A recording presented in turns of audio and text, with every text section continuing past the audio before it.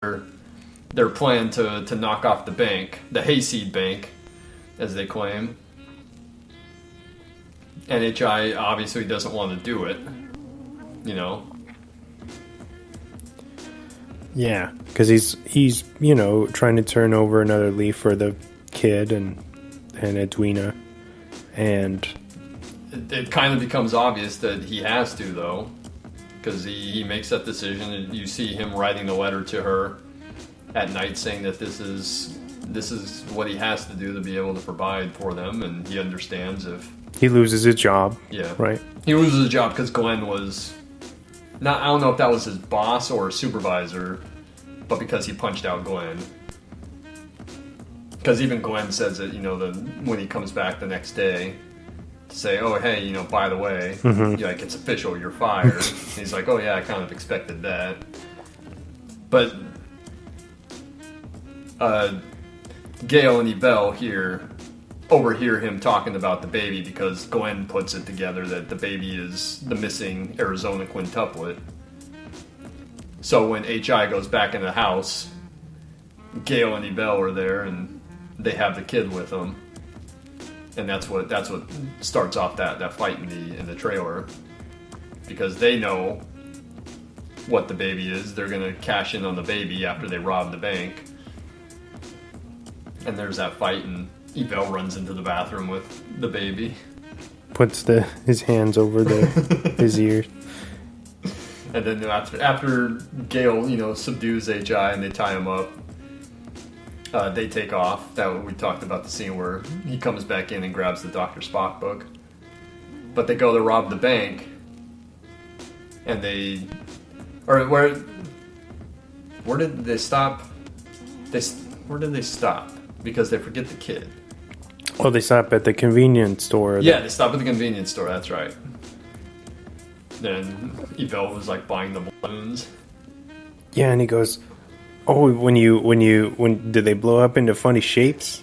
He's like, "Nah, just circular." He's like, or that's what Yvel tells Gail, but the Cork says, "Not unless you think round is funny." Yeah. Another in the long line of like kind of funny convenience store quirks in Coen Brothers movies. Yeah, I was thinking about how that was framed. It felt like Sugar when he's fucking with that guy. But Yvel doesn't pay. He like sticks them up, and he tells them to count to like 1,000. Yeah, he's like, "Listen here, old timer. You're gonna get on the floor and count to 125, and then all the way back down to 0." He's and like, we'll come back in 5 minutes and check. See if you ain't cheating. And then the guy's counting. And then Gail and Yvel take off. But he had the baby. And supposedly put the baby like on top of the car. Mm-hmm. And then they realize he's missing and they start freaking out. Before, when they're loading the car, did you catch what Lavelle tells Gail? When he's like, "Hurry up, I don't know how high this guy can count."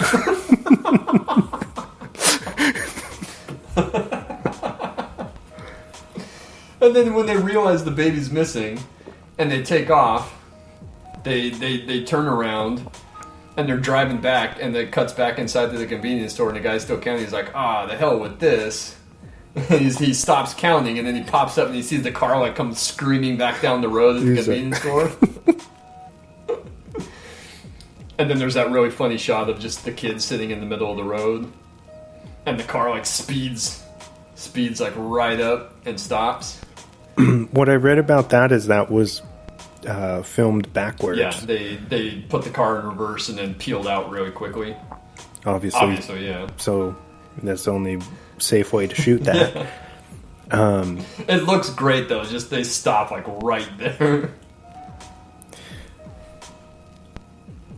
And so they get the kid, and then when they go to rob the bank, they're like, "Oh, what do we do?" And they say, "Oh, we'll just be a minute, leave him here." And then Yvel very realistically says, "What if we get killed in there?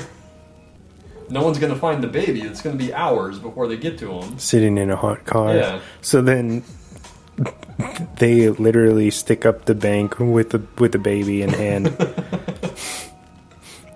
And there's a funny bit where he says, everyone reach for the sky. says freeze. It says freeze. And then everybody get on the ground, and then the one guy in the front is like, "Well, which is it, mister? We can't really freeze and get on the ground." And then he's like, "Where the hell did the towers go?" We're like, "Oh, we're on the ground." Like you asked. You get scared, like, where did the towers go? So while they're preoccupied with that, they don't see the teller put the dye pack in, that little canister of the dye, and then they go to take off, and Gail's like, "Oh, that old timer really threw me off. Things would have gone much smoother without the old timer in there." And then yet again they realize that the kid is missing.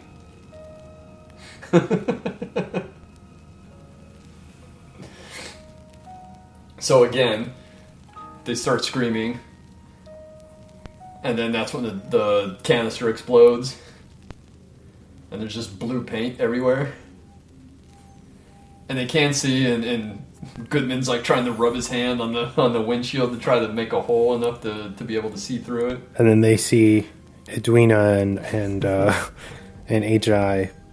coming at them almost like they're playing chicken, and they get scared and they miss each other right by like a hair. Yeah. And then Edwina and H.I. get out, and they just fucking bum rush the car, take the book. What is it? Lavelle and Gail, they're like kind of chasing after them, and they're like, "Hey, he's our baby too. Take us with you." Very funny. Well, Yvel obviously cared about him. You know, was worried about him being in the car, wanted to buy the balloons for him. Mm-hmm, mm-hmm. You know, I think Gail was more so. We're gonna collect a reward on him. But even then, after they realize they left him behind, he's yelling at Yvel and telling him, "You don't leave a man behind." But Yvel's the one that's holding him in the car and playing with him. You know, while they're taking off from Ed and H.I.'s place. All right. So Leonard Smalls. Leonard Smalls. Yeah, is that really kind of soft, like calm voice? Played by Randall Tex Cobb, who I think was a boxer at one point in time. And I think he like scared everybody on the set because again they never worked again. They never worked with him. Well, I have the quote somewhere that I think Ethan said that he's less of an actor than a force of nature. And they're like, we don't think we'll be hiring him again. But he's got like a very kind of intimidating presence. He's a big guy. Mm-hmm. Oh, he's only in like a handful of movies. He hasn't made anything in forever. He hasn't popped up in anything in forever. He's still around? Yeah, he's still alive. I looked that up when I was doing research on the film just to make sure, because I saw that his filmography kind of ended maybe early 2000s. But yeah, still alive, just hasn't done anything. I'm trying to think, like, what else. He's the guy in the very beginning of Ace Ventura, when he's dressed as the UPS guy and he's like kicking the box and smashing the box. That's him? That's him. He's the guy that Ace Ventura knocks on the door and hands him the package because he's trying to take the dog back. Yeah. That's Randall Cobb. I know he's in that movie with Rutger Hauer, Blind Fury. He's like the villain in Blind Fury. Those are the two that I can definitely remember him from. I think he's in like a bunch of TV stuff too. But yeah, we talked about it early on, like just his whole look, like straight out of Mad Max. With the shotguns. There's the introduction of him is really funny when H.I. is having that dream and he's talking about, you know, I saw this lone biker of the apocalypse. When, you know, he's bringing like death and destruction wherever. And there's like, you see like the rabbit. There's like a little rabbit there, and he says that he wasn't kind to like small animals. Mm-hmm. And the rabbit's just like out there, and he sees the rabbit, and he throws the grenade at it. And then in the background, as he's speeding off, you can see the explosion. Or the he goes by like a daisy, and it catches on fire. And then there's like a lizard on a rock that he shoots with the sawed off. And even like his bike's got like the rockets on the back. And then you see him kind of take the hill. He goes over the hill, and then there's like that really long shot of him just like sailing through the air before he touches back down. But it's funny because you see all that happening, and he jumps like off of that hill, that little bump, and he's sailing through the air. But when he lands like in front of the jail, and he drives out to where the cops are inspecting the hole that Gale and Abel escaped from. Mm-hmm. And there's like a rabbit or something behind him because he kind of like turns really quick. There's like some small animal like moving in the brush behind him, and he turns really quick like while he's sitting there with the cops, who don't even like really acknowledge him too. Like again, it's almost like he was conjured up, and it doesn't really exist because the cops don't even seem to acknowledge him. He's sitting 5 feet in front of him on a motorcycle, and no one seems to mind. He's all dirty and very out of place, doing wheelies and shit. And then we talked about him meeting up with Nathan, but then he comes during the climax, and he's the one that gets to the baby before Ed and H.I. do. And he puts him on here's that really funny, that great shot of him like swinging by and grabbing the baby with one hand and then putting him on the handlebars. What I want to know is how did they shoot that? Was the bike not really moving, and they had him on some... Probably on a dolly. Uh-huh. But even then, I mean, he just like straight picks up the kid and puts him on the handlebars, like, because it's the shot of the kid, and you just see like the hand come in the frame and pick him up. So how did they do that safely? And if you pay attention when you're looking at the wide shots during that scene, the kid really is on the handlebars, and it's the actual kid. Yeah. It's not like a dummy or anything. So I'm just wondering, like, how did you guys pull that off? Hopefully that was someone's kid that they knew, and not some like random kid that they were paying the parents for. Even so, I mean, he circles around, and then Ed. He sees Ed and H.I. and he throws the grenade in the car. Or no, he blasts him with the shotgun at first. Yeah. And then, they come around, and as he circles back around, he throws the grenade in the car, and there's a really great shot looking straight down at the car, and you see both doors open, and Ed and H.I. run off in different directions. Mm-hmm. But after the car explodes, Ed's the one to get up and start chasing them down, demanding that he give her back the baby. She calls him a warthog from hell. And he just follows her fucking in the bank, and then on the Harley, just like not giving a shit. Just again, the camera work. Yeah. We haven't talked about one of the best sequences in the film, which we will. And I'm pretty sure another great movie is definitely inspired by this. But yeah, he chases her through the bank, and the shot, the camera work in there is fantastic.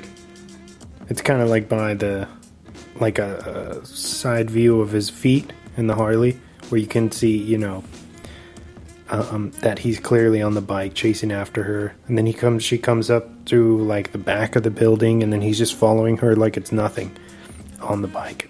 Yeah, she runs through the alley, and then when she gets out of the alley, Smalls is still chasing her, and then that's when H.I. steps in and knocks him off the bike with like a piece of wood. Yeah. 2x4 or something. Yeah, something like that. And then Smalls throws like a throwing knife or something, and it goes through the wood. And H.I. is just like, whoa. Yeah, he does not want to get in a fight with that guy. And yeah, so there's a very hesitant battle that happens after that, where it's basically H.I. getting his ass kicked. Yeah. He gets dragged by the Harley, which looks painful. And it looks like the way that was shot, too, is crazy. Like, the stunt work on that is great because the guy's literally hanging on to the bike as it's dragging him across the gravel.